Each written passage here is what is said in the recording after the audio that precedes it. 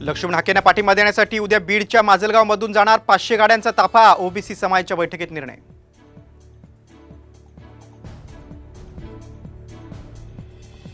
सरकार ओबीसी आणि मराठा समाजाची फसवणूक करते. दोन्ही समाजामध्ये दरी निर्माण करण्याचा प्रयत्न.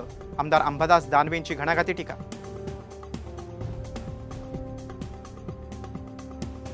रस्ते बांधकामात हजारो कोटींचा भ्रष्टाचार. या सर्व भ्रष्ट मंत्र्यांना अधिवेशनात उत्तर द्यावं लागेल. नाना पटोलेंचा सरकारला इशारा.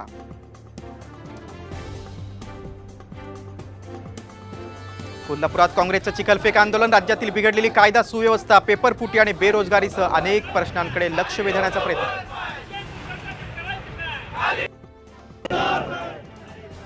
नीट परीक्षा रद्द करा, विद्यार्थ्यांना न्याय द्या, यासह विविध मागण्यांसाठी काँग्रेसचं मुंबईत आंदोलन.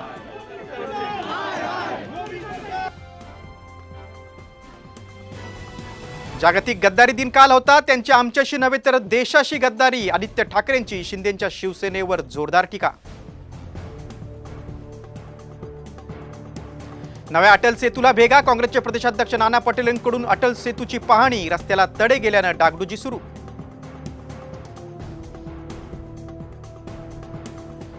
पुण्यात कोयता गँगच्या 7 जणांना सीसीटीव्हीच्या आधारे पोलिसांकडून अटक. इतरांचा शोध सुरू.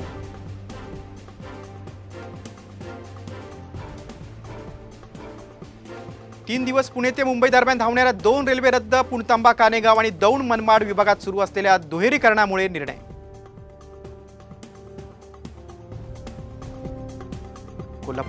धुळ्यात एकविरा देवीला आज वटपौर्णिमेनिमित्त आम्रशृंगार. 301 किलो आंबे आणि 101 पुरणपोळ्यांचा नैवेद्य अर्पण. सिंधुदुर्गात पुरुषांनी केली अनोखी वटपौर्णिमा साजरी. जन्मोजन्मी हीच पत्नी लाभू दे अशी प्रार्थना करत केली पूजा.